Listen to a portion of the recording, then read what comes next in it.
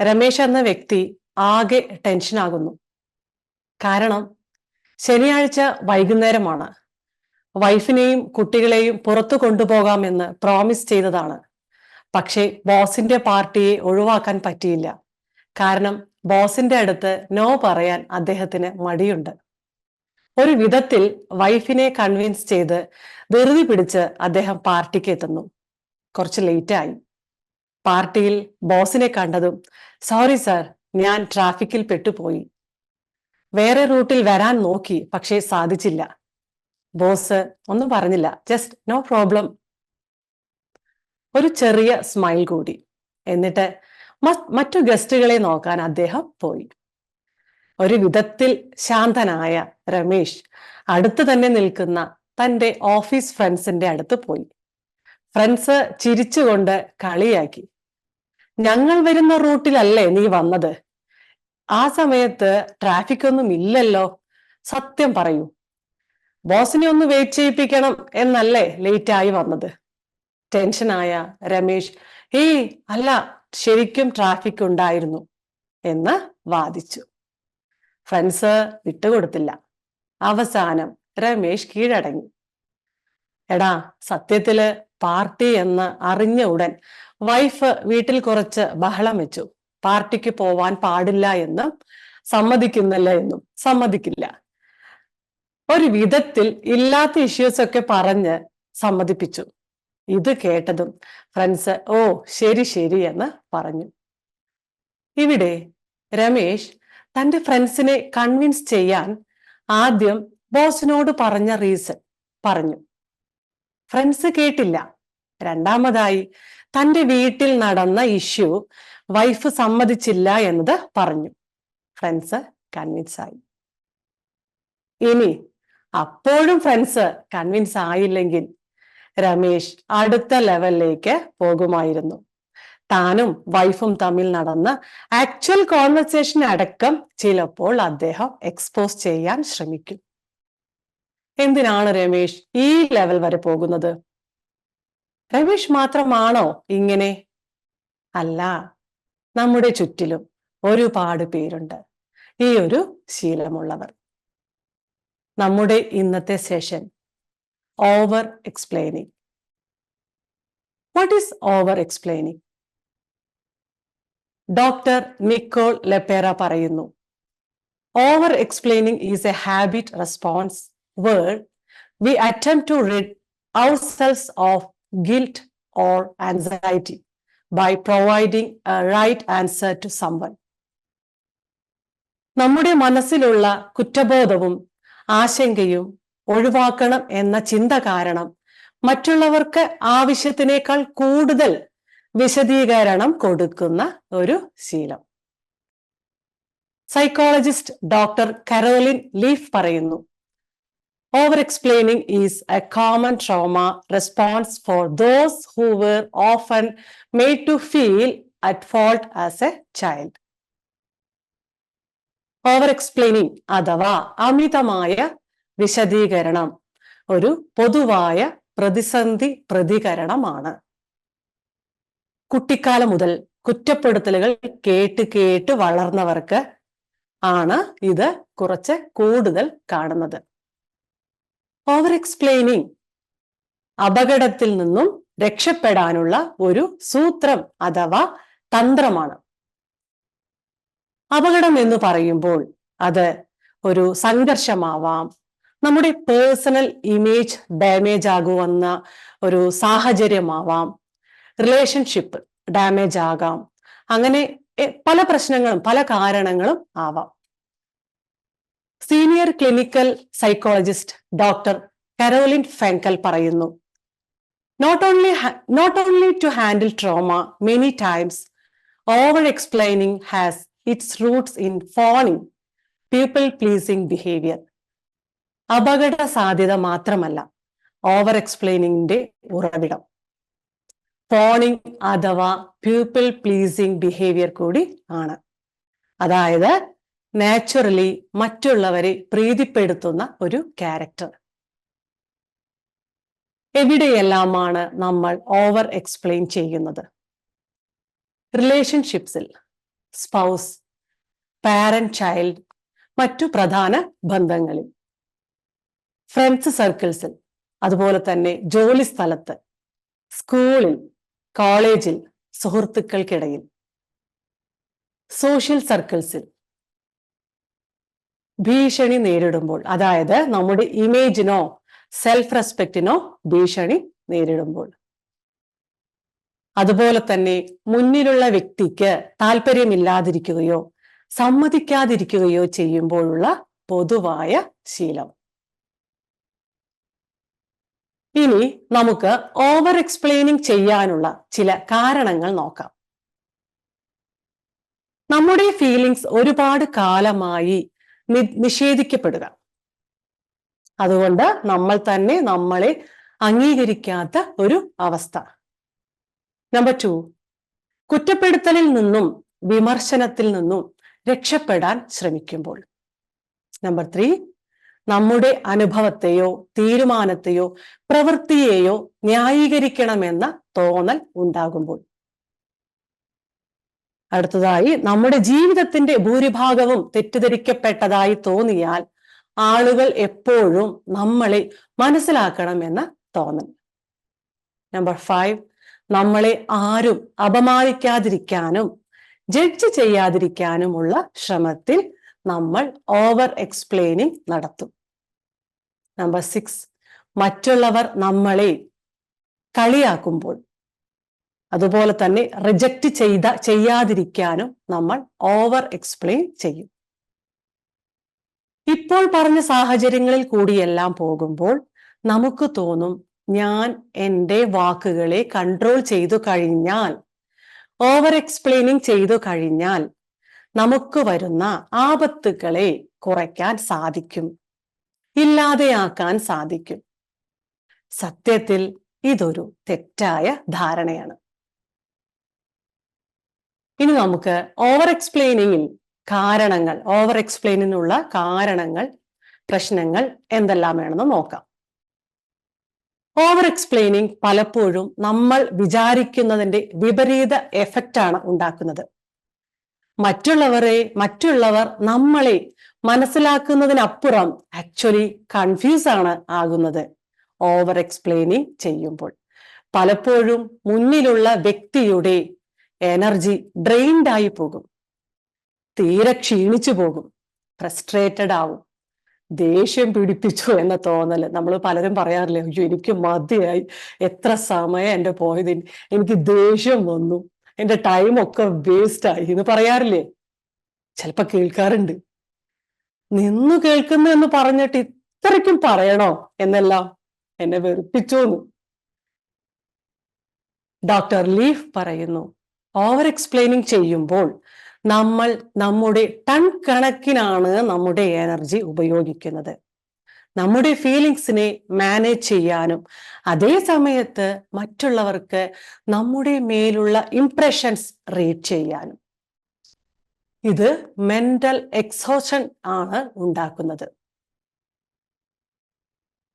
Don't waste your time with explanation. People only hear what they want to hear. Paulo കൊയ്ലോയുടെ beautiful ആയ ഒരു കോട്ടാണിത്. ആളുകൾ കേൾക്കാൻ ആഗ്രഹിക്കുന്നത് മാത്രമേ കേൾക്കൂ. നമ്മുടെ വാക്കുകൾ എന്ത് തന്നെ ആയിക്കോട്ടെ, അവർ കേൾക്കാനുള്ളത് മാത്രമേ കേൾക്കൂ.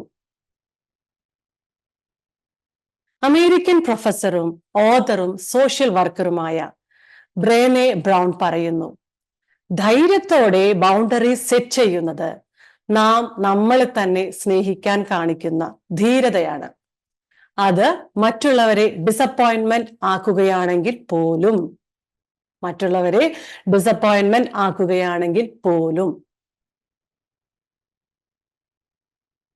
തീരുമാനം ഓൾറെഡി കയ്യിൽ കൊണ്ട് നടക്കുന്നവരോട് വിശദീകരിക്കേണ്ട ആവശ്യം ഉണ്ടോ എന്ന് നമുക്കൊന്ന് ചിന്തിക്കാം. അവർ എന്താണോ മനസ്സിലാക്കാൻ താല്പര്യപ്പെടുന്നത് അത് മാത്രമേ അവർ കേൾക്കൂ. മറ്റുള്ളവർ നമ്മളെ മനസ്സിലാക്കണം എന്ന് നിർബന്ധം പിടിക്കരുത്. മനസ്സിലാക്കണമെന്ന് നമ്മൾ കരുതാം, പക്ഷേ നിർബന്ധം, എന്തായാലും നമ്മളെ മനസ്സിലാക്കിയിരിക്കണം എന്ന നിർബന്ധം ആണ് നമുക്ക് വേണ്ടാത്തത്. അതൊരു ടൈം വേസ്റ്റ് കൂടി ആണ്. ചിലർക്ക് ഇത് കേൾക്കുമ്പോൾ ഒരു വിഷമം വരും. അത് ശരിയാണോ എന്ന് ചോദിക്കും. ആവശ്യമുള്ള സ്ഥലത്ത് നമ്മൾ കൂടുതൽ എക്സ്പ്ലെയിൻ ചെയ്യണമല്ലോ. യെസ്, ചെയ്യണം. പക്ഷേ ആവശ്യത്തിന് മാത്രം. ചിലർ എന്തു പറഞ്ഞാലും എത്ര എക്സ്പ്ലെയിൻ ചെയ്താലും മനസ്സിലാക്കാൻ കൂട്ടാക്കില്ല. അവിടെ നമ്മൾ എക്സ്പ്ലെയിൻ ചെയ്ത് എന്താണ് പ്രയോജനം? നമ്മുടെ സമയം, നമ്മുടെ എനർജി ഇതൊക്കെ തന്നെയാണല്ലോ നഷ്ടമാകുന്നത്. ബന്ധങ്ങൾ വളരെ വളരെ ഇമ്പോർട്ടൻ്റ് ആണ്. മനുഷ്യർ ഇമ്പോർട്ടൻ്റ് ആണ്. ഒന്നോ രണ്ടോ പ്രാവശ്യം എക്സ്പ്ലെയിൻ ചെയ്യാം. ബട്ട് വീണ്ടും വീണ്ടും വീണ്ടും എക്സ്പ്ലെയിൻ ചെയ്തുകൊണ്ടേയിരിക്കുമ്പോൾ നമുക്ക് തന്നെ നമ്മുടെ മേലുള്ള റെസ്പെക്റ്റ് പോകും. മാത്രമല്ല മുന്നിലുള്ള ആളുടെ മേല് വെറുപ്പും വരാൻ സാധ്യതയുണ്ട്. കമ്മ്യൂണിക്കേഷൻ വളരെ ഇമ്പോർട്ടൻ്റ് ആണ്. പറയേണ്ടത് നല്ല രീതിയിൽ നമുക്ക് പറയണം. പക്ഷെ നമ്മൾ ഇവിടെ പറയുന്നത് വീണ്ടും വീണ്ടും ഓവർ എക്സ്പ്ലെയിൻ ചെയ്യേണ്ട ആവശ്യം ഇല്ല എന്നാണ് നമ്മൾ പറയുന്നത്. നമ്മൾ നമ്മളെ സ്വയം താഴ്ത്തരുത്. നമ്മളായിരിക്കാം. ഇനി ആരെങ്കിലും നമ്മളോട് ഓവർ എക്സ്പ്ലെയിൻ ചെയ്യുകയാണെങ്കിലോ, ചിലപ്പോൾ അവർ നമ്മുടെ റിലേഷൻഷിപ്പ് ഇമ്പോർട്ടൻ്റ് ആണ് എന്ന് ചിന്തിക്കുന്നവരായിരിക്കും. അവരെ നമുക്ക് പറഞ്ഞ് മനസ്സിലാക്കാം. എനിക്ക് മനസ്സിലായി നിങ്ങൾ പറയുന്നത്, നിങ്ങൾ ടെൻഷൻ ആവണ്ട. ഇനി നമുക്ക് ഇഷ്ടപ്പെട്ടില്ലെങ്കിലോ, അത് നമുക്ക് പൊളൈറ്റായി പറയാം. ഇനി നമുക്ക് ഓവർ എക്സ്പ്ലെയിനിങ് എന്ന ശീലത്തെ എങ്ങനെ മറികടക്കണമല്ലോ, നമുക്കത് വേണം. Number 1, reflection. Identifying A past experience. ആദ്യത്തെ സ്റ്റെപ്പ് എന്ന് പറയുന്നത് ഒരു പാസ്റ്റ് സിറ്റുവേഷനെ ഒന്ന് റീവിസിറ്റ് ചെയ്യുന്നതാണ്. ഈ അടുത്ത് എപ്പോഴാണ് നമ്മൾ ഒരുപാട് ക്ഷമ ചോദിച്ചത്, നോ എന്ന് പറയാൻ വിഷമിച്ചത്, അതുപോലെ തന്നെ മുന്നിലുള്ള ആളിനെ തൃപ്തിപ്പെടുത്താൻ, സിമ്പതി നേടാൻ ഒരുപാട് എക്സ്പ്ലെയിൻ ചെയ്യേണ്ടി വന്നത്? നമുക്കൊന്ന് ചിന്തിക്കാം. എന്തുകൊണ്ടാണ് അങ്ങനെ ചെയ്യാൻ തോന്നിയത്? അങ്ങനെ ചെയ്തത് കൊണ്ട് നമ്മുടെ ജീവിതത്തിൽ എന്ത് ഇമ്പാക്റ്റ് ആണ് ഉണ്ടായത്? നമ്പർ 2, നമ്മുടെ ഈ ഓവർ എക്സ്പ്ലെയിനിങ് ഹാബിറ്റിന്റെ കോർ അഥവാ റൂട്ടിലേക്ക് പോകണം. For example, ask your self. നമുക്ക് നമ്മളോട് തന്നെ ചോദിക്കാം, ഓവർ എക്സ്പ്ലെയിനിങ് ചെയ്യാത്ത പക്ഷം എന്തിനെയാണ് നമ്മൾ പേടിക്കുന്നത്? ഏതു കാര്യത്തിൽ നിന്നുമാണ് നമ്മൾ രക്ഷപ്പെടാൻ നോക്കുന്നത്?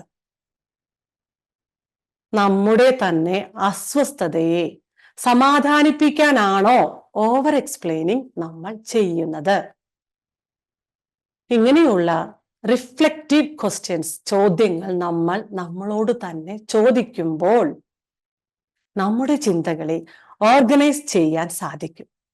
നമ്മുടെ ട്രിഗേഴ്സിനെ നിയന്ത്രിക്കാൻ സാധിക്കും. ഈ ഒരു ഹാബിറ്റിന്റെ റൂട്ടും ട്രിഗേഴ്സും മനസ്സിലാക്കിയാൽ ആക്ഷൻസ് എടുക്കാൻ നമ്മളെ അത് സഹായിക്കും. Number 3, practice. Challenge your beliefs of over explaining. For example, അടുത്ത പ്രാവശ്യം ഒരു വ്യക്തി നമ്മളോട് എന്തെങ്കിലും ആവശ്യപ്പെടുന്നു. നമ്മൾ ചിലപ്പോൾ അത് കൊടുക്കാൻ നമുക്ക് സാധിച്ചില്ലെങ്കിൽ, അല്ലെങ്കിൽ സമ്മതമില്ലെങ്കിൽ, നോ എന്ന് പറഞ്ഞ് ശീലിക്കണം.